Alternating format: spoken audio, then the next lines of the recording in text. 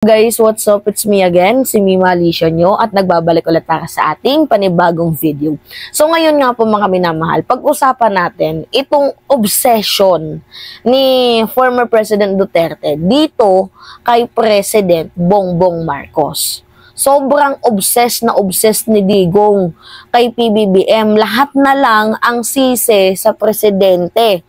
Can you imagine that, mga minamahal? Lahat ng kumukontra sa pamilya ng mga Duterte, ang una niyang sinisisi ay si President Marcos. Na kesyo binayaran, sponsored, may nagbibigay, niligawan. Yan po yung mindset, yung critical thinking nakatatak na sa sentido komon ni former President Duterte na kapag may kumalaban sa kanila, ang may kagagawan si PBBM. Yan po mga minamahal. So paano natin nasabi? Ito basahin ko sa inyo tong article na to. Pasensya na kung baliktad nakamirrored kasi tayo. Pero basahin ko na lang sa inyo. Sabi dito, Malacanang sponsored. Duterte suspect Trillanes is Marcos new attack dog. So pinag-iisipan, hindi talaga pinag-iisipan. Ano ba naman tong ano na to, tong politiko na to? Hindi pinag-iisipan, talagang sinabi ni former President Duterte na itong si Trillanes ay isa pong bayaran, sponsored ng Malacanang para atakihin ang pamilya ng mga Duterte. Like, oh my goodness. Guys, tingnan niyo yung narrative nila, no? Actually, basag tong narrative ni Digong kung sasabihin niyang ganyan. Alam niyo kung bakit? Way back 2017. Mga minamahal, 2017 pa po itong ginangak-ngak, binubulat-lat ni Trillanes itong patungkol sa mga bank account ni former President Duterte para malaman natin kung gaano na ba kalaki yung kanyang ill-gotten wealth. Hindi nga to naglabas ng SALN, di ba? Huling labas niya ng SALN 2016. Tapos 2017-18 hanggang sa natapos na yung kanyang presidency, hindi na nagpakita ng SALN itong si former President Duterte. So ngayon nga po mga minamahal, 2017 pa itong ginangak-ngak ni former Senator Antonio Trillanes itong issue sa bank account na ito. 2017 pa, pati yung Chinese triad tattoo ni Pulong, 2017 pa yan, yung involvement sa droga, 2017 pa yan, ang tagal na po yung binubulat-lat ni Trillanes.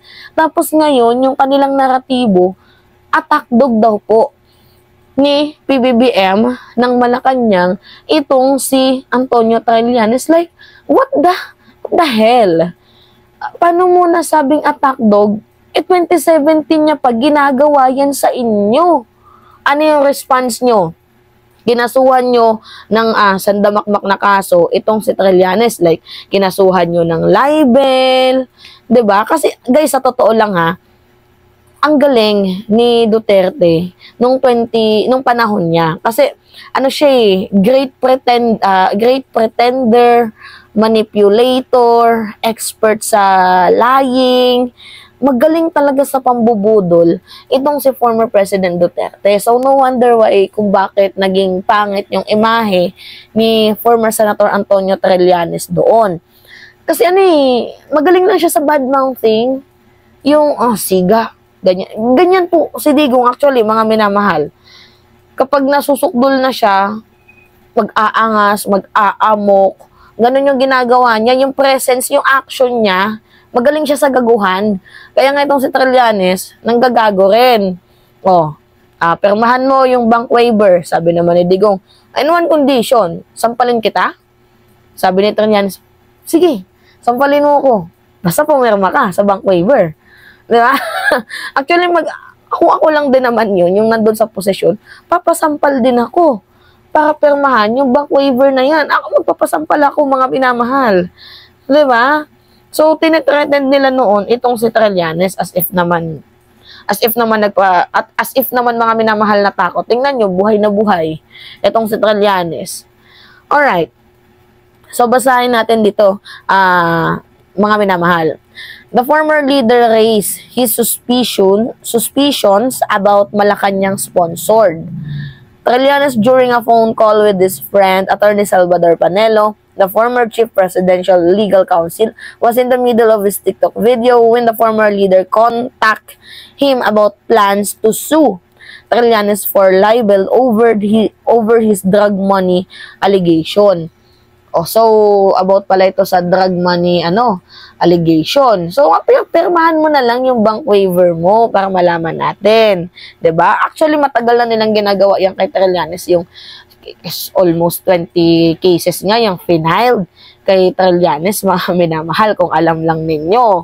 Ang daming kaso ang FNL dito kay Trillanes, as if naman natakot sa inyo si Sentry.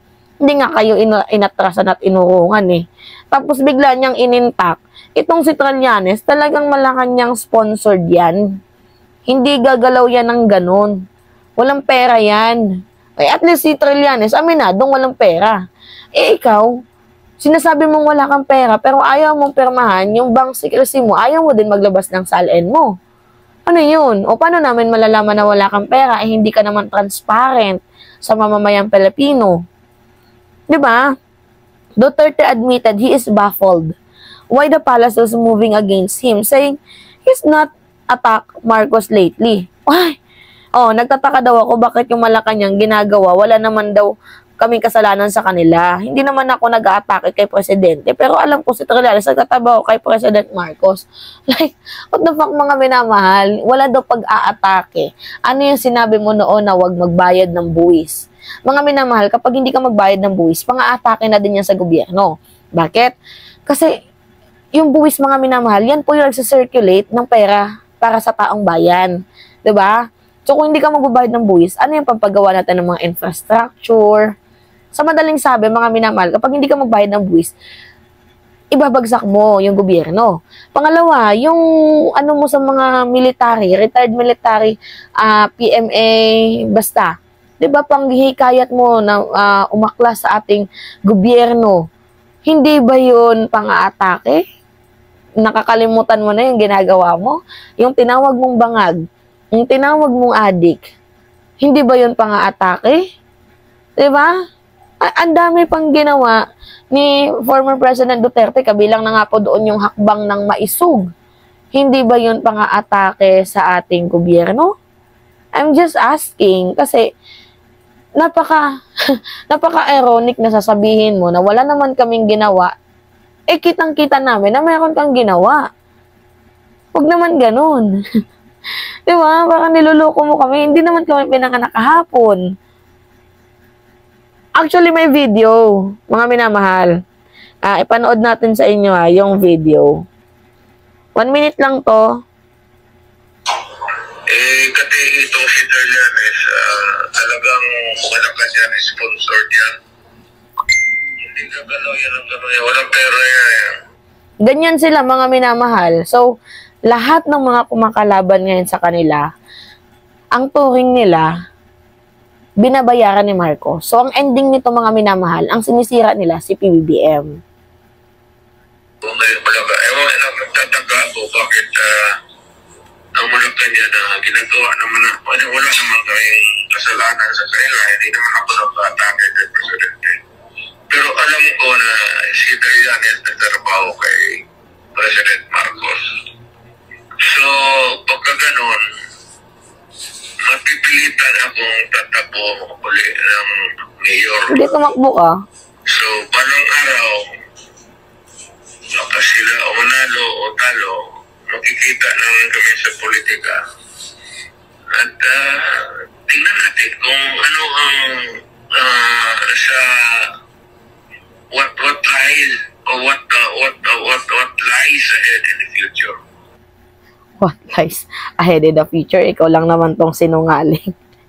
Masyado tayong tinatarantado, no, ni former President Duterte. Like, parang yung mga tao tinuturing niyang pinanganak kahapon, which is not.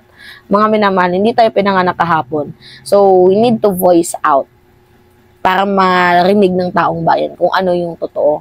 Kasi ang gusto talagang palabasin dito, mga minamahal, ni former President Duterte, is lahat ng ito, tinatrabaho ni PBBM. So, ang ending nito, ang sisi niya sa presidente, kasi yung presidente natin, tinatrabaho daw sila. If we will base sa kanyang recent statement during the live interview dito, during live TikTok, I mean, ni Salvador Panelo. So, yung pinakapunto dito mga minamahal, kakasuhan niya din itong si Trillanes ng libel ng dahil sa drug money, eklabush na yan. So, kung hindi totoo yung mga drug money na yan, edi show your bank account, pakita mo si Pulong, hindi yung ikaw yung nag-aastang abogado ng mga anak mo. So, kaya gusto din nilang tumakbo sa politika itong si Duterte, mga minamahal. Kasi tawag dito, si Duterte lang yung malakas. Sumasabit sila sa kalakasan ng pagkakakilala ng pagiging famous ni former President Duterte. Kasi kung wala na sa political career itong si Digong, wala na din silang paglalagyan. Which is yan yung totoo. Diba? Alright, so hello guys. Ako ay magpapaalam na. So, madaming nagtatanong sa akin, Mima, kailan yung meet and greet? Actually, kada araw meron akong mini-meet ng mga followers natin. Message nyo na lang ako sa account ko, yung Maria Alicia. Nakapost dyan sa my community pati yung link para ma-contact nyo ako. So, mamaya meron din akong imi-meet up. Si Daryl. Oo, si Daryl. So, tingnan natin kung sino pa yung sasabay dito kay Daryl. So, meet and greet lang bago ko umuwi ng probinsya.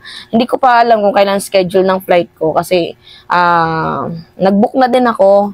Nag-book na ako, 20 ata or 22, I don't know, something like that. Basta uuwi ako doon sa province namin. So, yun po mga minamahal. Bago ko umuwi, syempre gusto ko din makilala ang ating mga ibang subscribers. So, nakikipagkita sila sa akin. So, every 4, meron akong mga mini-meet na subscriber. Dito lang sa MOA. Oo, dito lang sa MOA. So, yun po, alright. So, ingat. Mga minamahal, ako po ay magpapaalam na. It's me again, si Mima Alicia nyo, at nagbabalik ulit ako sa ating panibagong video.